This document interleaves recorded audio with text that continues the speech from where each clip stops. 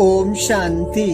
13 दिसंबर 2024 के ईश्वरी महावाक्य। मीठे बच्चे, अपने लक्ष्य और लक्षण दाता बाप को याद करो तो देवी गुण आ जाएंगे।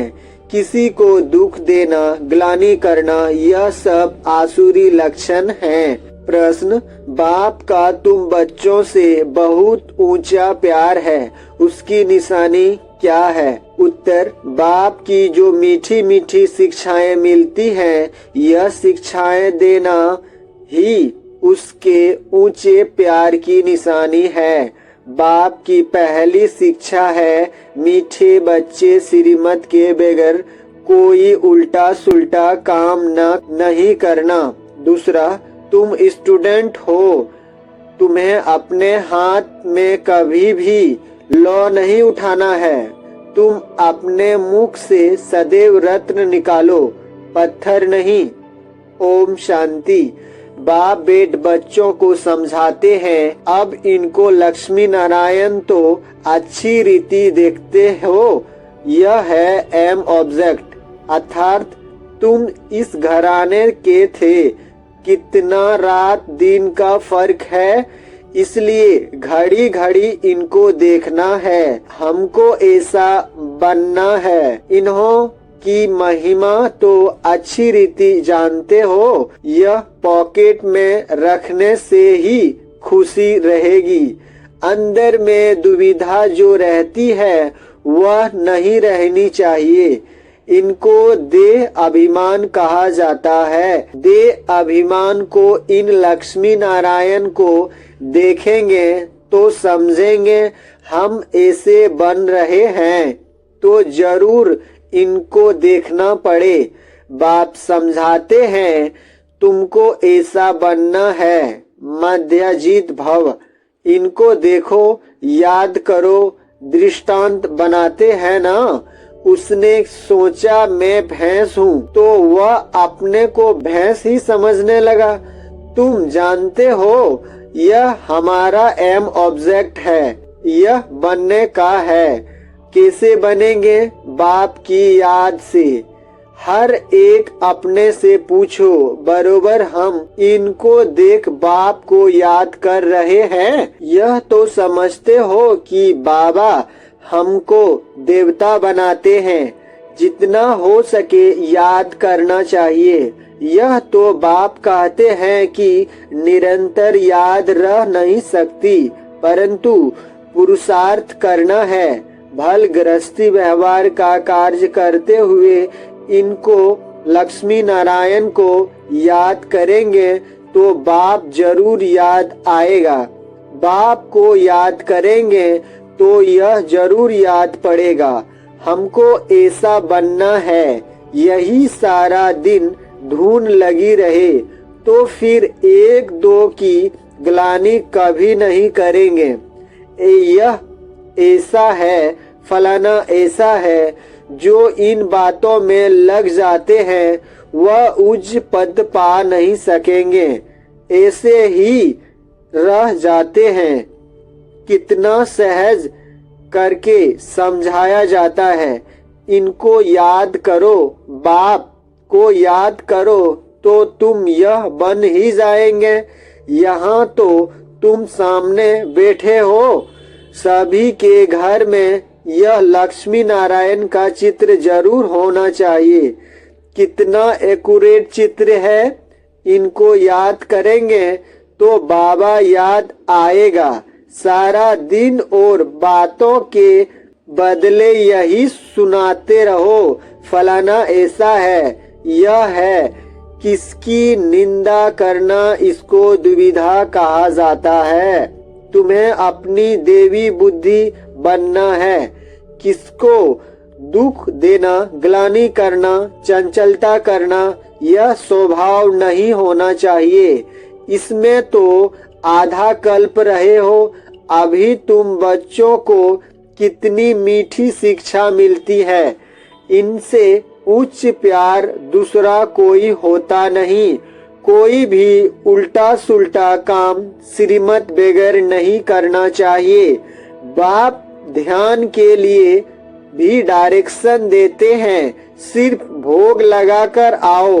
बाबा यह तो कहते नहीं कि बैकुंठ में जाओ, रास विलास आदि करो। दूसरी जगह गए तो समझो माया की प्रवेशता हुई। माया का नंबर 1 कर्तव्य है पतित बनाना। बेकायदे चलन से नुकसान बहुत होता है। हो सकता है फिर कड़ी सजाएं भी खानी पड़े। अगर अपनों को संभालेंगे नहीं तो बाप के साथ साथ धर्मराज भी है, उसके पास बेहद का हिसाब किताब रहता है। रावण की जेल में कितना वर्ष सजाएं खाई हैं, इस दुनिया में कितना अपार दुख है। अभी बाप कहते हैं और सब बातें भूल एक बाप को याद करो और सभी दुविधाएं अंदर से निकाल दो। विकार में कौन ले जाते हैं? माया के भूत। तुम्हारा एम ऑब्जेक्ट है ही यह राजयोग, है ना? बाप को याद करने से यह वर्षा मिलेगा, तो इस धंधे में लग जाना चाहिए। किचड़ा सारा अंदर से निकाल देना चाहिए। माया की पराकाष्ठा भी बहुत कड़ी है, परंतु उनको उड़ाते रहना है। जितना हो सके याद की यात्रा में रहना है। अभी तो निरंतर याद हो न सके, आखिरी निरंतर तक भी आएंगे, तब ही उच्च पद पाएंगे। अगर अंदर दुविधा खराब ख्यालात होंगे तो उच्च पद नहीं मिल सकता। माया के वश होकर ही हार खाते हैं। बाप समझाते हैं, बच्चे गंदे काम से हार मत खाओ। निंदा आदि करते तो तुम्हारी बहुत बुरी गति हो गई है। अभी सदगति होती है तो बुरे कर्म मत करो। बाबा देखते हैं माया ने गले तक ग्रास हप कर लिया है, पता भी नहीं पड़ता है। खुद समझते हैं हम बहुत अच्छा चल रहे हैं, परंतु नहीं। बाप समझाते हैं मनसा वाचा कर्मणा, मुख से रत्न ही निकलने चाहिए। गंदी बातें करना पत्थर है। अभी तुम पत्थर से पारस बनते हो तो मुख से कभी पत्थर नहीं निकलने चाहिए। बाबा को तो समझाना पड़ता है। बाबा का हक है बच्चों को समझाना। ऐसे तो नहीं भाई भाई को सावधानी देंगे। टीचर का काम है शिक्षा देना, वह कुछ भी कह सकते हैं। स्टूडेंट के हाथ में लॉ नहीं उठाना है। तुम स्टूडेंट हो, बात समझा सकते हैं। बाकी बच्चों को तो बाप का डायरेक्शन है। एक बाप को याद करो, तुम्हारी तकदीर अभी खुली है। श्रीमत पर न चलने से तुम्हारी तकदीर बिगड़ पड़ेगी, फिर बहुत पछताना पड़ेगा। बाप की श्रीमत पर न चलने से एक तो सजाएं खानी पड़े, दूसरा पद भी भ्रष्ट। जन्म जन्मांतर कल्प कल्पांतर की बाजी है। बाप आकर पढ़ाते हैं तो बुद्धि में रहना चाहिए। बाबा हमारा टीचर है, जिनसे यह नई नॉलेज मिलती है कि अपने को आत्मा समझो। आत्मा और परमात्मा का मेला कहा जाता है ना, 5000 वर्ष बाद मिलेंगे। इसमें जितना वर्षा लेना चाहो ले सकते हो, नहीं तो बहुत बहुत पछताएंगे, रोएंगे। तब साक्षात्कार हो जाएगा।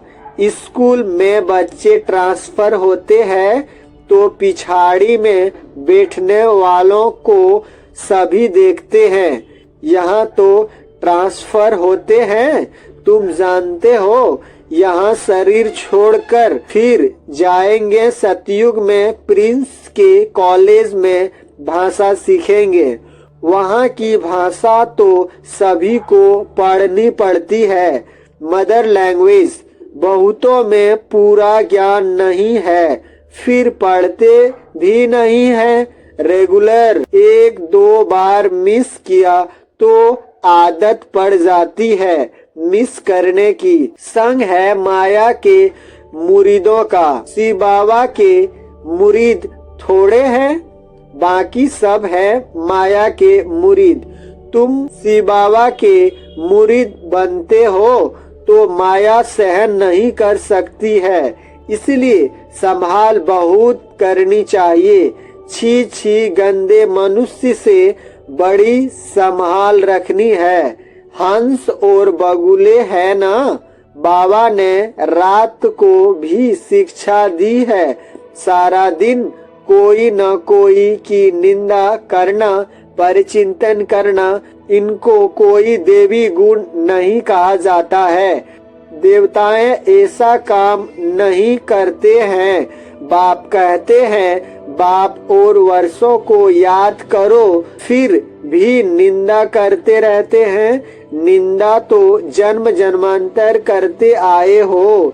दुविधा अंदर रहती ही है, यह भी अंदर मारा मारी है। मुक्त अपना खून करते हैं, बहुतों को घाटा डालते हैं। फलाना ऐसा है, इसमें तुम्हारा क्या जाता है। सबका सहायक एक बाप है। अभी तो श्रीमत पर चलना है। मनुष्य मत तो बड़ा गंदा बना देती है। 1-2 की ग्लानि करते रहते हैं। ग्लानि करना यह है माया का भूत, यह है ही पतित दुनिया। तुम समझते हो कि हम अभी पतित से पावन बन रहे हैं, तो यह बड़ी खबरदारियां हैं। समझाया जाता है आज से अपना कान पकड़ना चाहिए, कभी ऐसा कर्म नहीं करेंगे। कुछ भी अगर देखते हो तो बाबा को रिपोर्ट करनी चाहिए। तुम्हारा क्या जाता है, तुम 1-2 की ग्लानि क्यों करते हो। बाप सुनाता तो सब कुछ है ना। बाप ने कानों और आँखों का लोन लिया है ना। बाप भी देखते हैं तो यह दादा भी देखते हैं। चलन वातावरण तो कोई कोई का बिल्कुल ही बेकायदे चलता है। जिनका बाप नहीं होता है उनको छोरा कहा जाता है। वह अपने बाप को भी नहीं जानते, याद भी नहीं करते हैं। सुधरने बदले और ही बिगड़ते हैं, इसलिए अपना ही पद गंवाते हैं। श्रीमत पर नहीं चलते तो छोरे हैं। माँ बाप की श्रीमत पर नहीं चलते हैं। तमेव माता च पिता बंधु आदि भी बनते हैं, परंतु ग्रेट ग्रेट ग्रैंडफादर ही नहीं तो मदर फिर कहाँ से होगी। इतनी भी बुद्धि नहीं, माया बुद्धि एकदम फेर देती है। बेहद के बाप की आज्ञा नहीं मानते हैं तो दंड पड़ जाता है। जरा भी सदगति नहीं होती है। बाप देखते हैं तो कहेंगे ना, इनकी क्या बुरी गति होगी। यह तो टांगर आग के फूल हैं, इसको कोई भी पसंद नहीं करता है, तो सुधारना चाहिए ना, नहीं तो पद भ्रष्ट हो जाएंगे। जन्म जन्मांतर के लिए घाटा पड़ जाएगा, परंतु देह अभिमानियों की बुद्धि में बैठा ही नहीं। आत्मा अभिमानी ही बाप से लव कर सकते हैं। बलिहार जाना कोई मासी का घर नहीं है। बड़े बड़े आदमी बलिहार तो जा न सके, वह बलिहार जाने का अर्थ भी नहीं समझते हैं। हृदय विदीर्ण होता है, बहुत बंधन मुक्त भी है। बच्चा आदि कुछ भी नहीं है। कहते हैं बाबा आप ही हमारे सब कुछ हो, ऐसे मुख से कहते हैं परंतु सच नहीं। बाप से भी झूठ बोल देते हैं। बलिहार गए तो अपना ममत्व निकाल देना चाहिए। अभी तो पिछाड़ी है तो श्रीमत पर चलना पड़े। मिल्कियत आदि से भी ममत्व निकल जाए। बहुत हैं ऐसे बंधन मुक्त। शिव बाबा को अपना बनाया है, एडॉप्ट करते हैं ना। यह हमारा बाप टीचर सदगुरु हैं, हम उनको अपना बनाते हैं उनकी पूरी मिल्कियत लेने। जो बच्चे बन गए हैं वह घराने में जरूर आते हैं, परंतु फिर उसमें पद कितने हैं, कितने दास दासियां हैं, एक दो पर हुक्म चलाते हैं।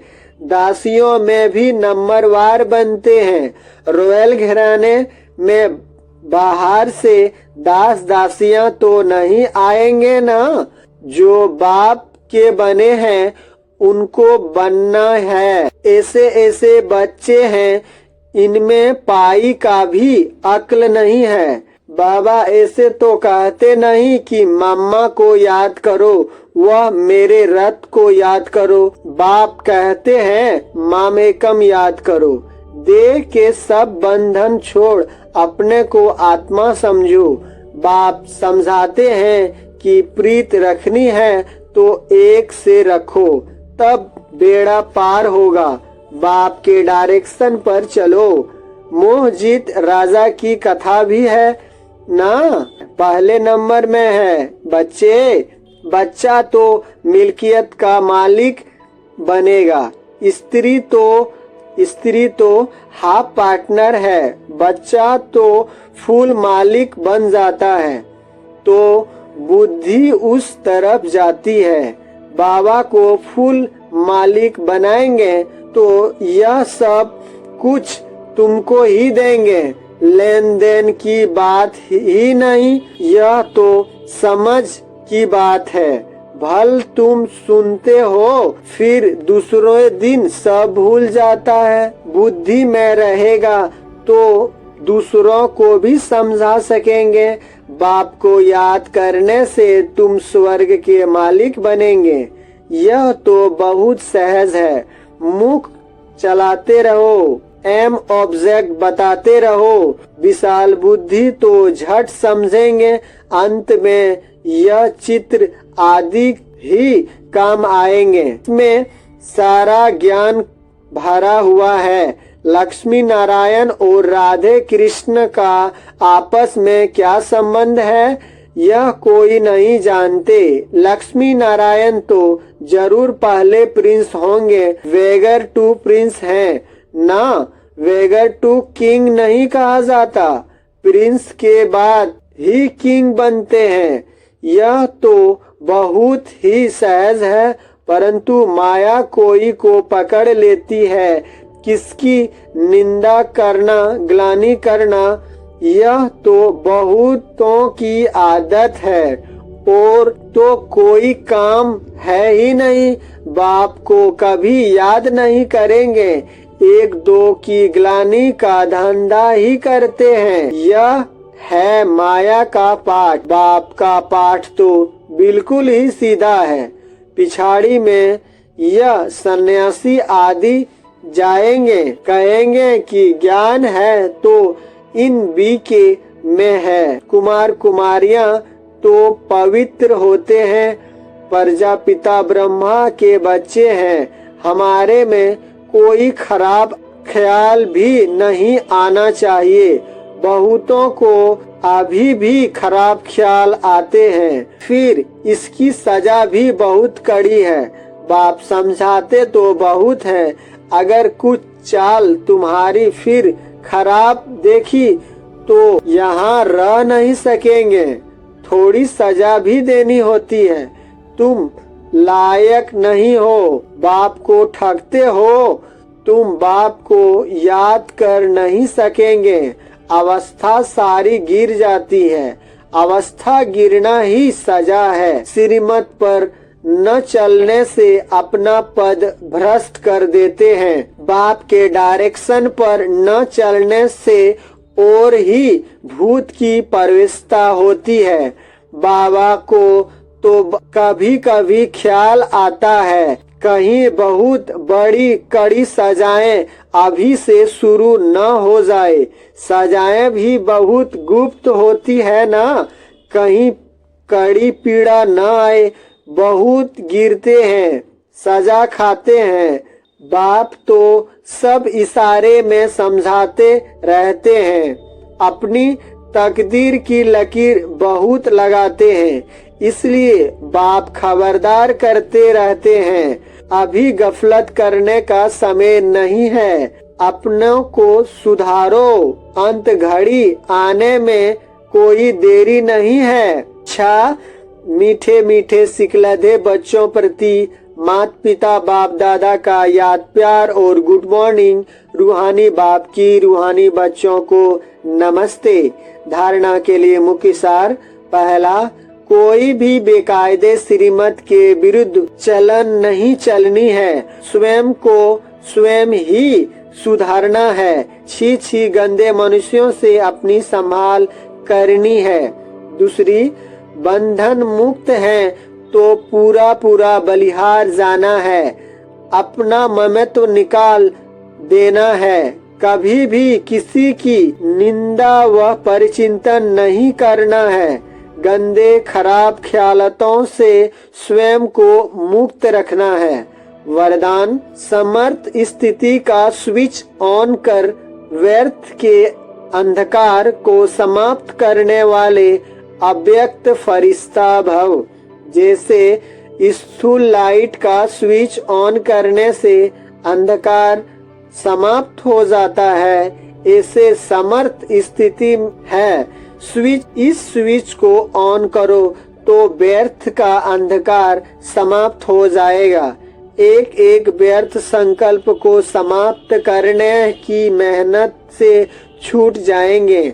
जब स्थिति समर्थ होगी तो महादानी वरदानी बन जाएंगे, क्योंकि दाता का अर्थ ही है समर्थ। समर्थ ही दे सकता है, और जहाँ समर्थ है वहाँ व्यर्थ खत्म हो जाता है।